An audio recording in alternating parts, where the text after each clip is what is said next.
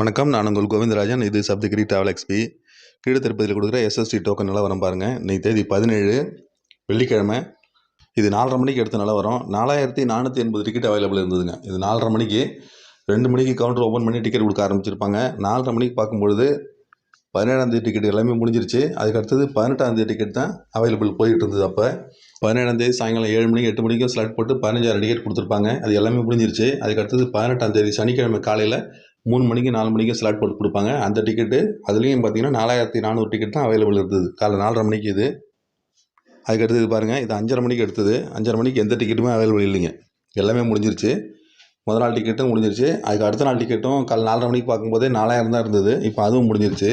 5 மணிக்கெலாம் அந்த கவுண்டர் எல்லாமே க்ளோஸ் பண்ணியிருப்பாங்க.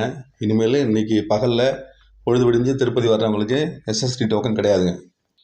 இனிமேல் சனிக்கிழமை காலையில், அதாவது நாளை காலையில் தான் கவுண்டர் ஓப்பன் பண்ணுவாங்க. இனிமேல் வர பக்தர்களுக்கு ஸ்ரீவாரிமெட்டு நடப்பாதை வழியாக போய் பார்க்கலாம். இல்லைன்னா அலிப்பேட் நடப்பாதை வழியாக போனோம்னா ஒரு டிக்கெட் கிடைக்கிறதுக்கு வாய்ப்பு இருக்குங்க. வேணுங்கிறவங்க அந்த மாதிரி ட்ரை பண்ணி டிக்கெட் எடுத்துங்க. நார்மலாக போன வருஷம் இந்த மாதிரி இந்த வருஷம் மே மாதம் க்ரௌடு திருமலையில் இல்லை. போன வருஷம் 90,000 மக்கள்லாம் ஒரு தடவை ஒரே நாளில் சாமி தரிசனம் பண்ணாங்க. பட் இந்த வருஷம் 80,000 வரைக்கும் போயிருக்கு. 80,000 தாண்டல இது வரைக்கும்.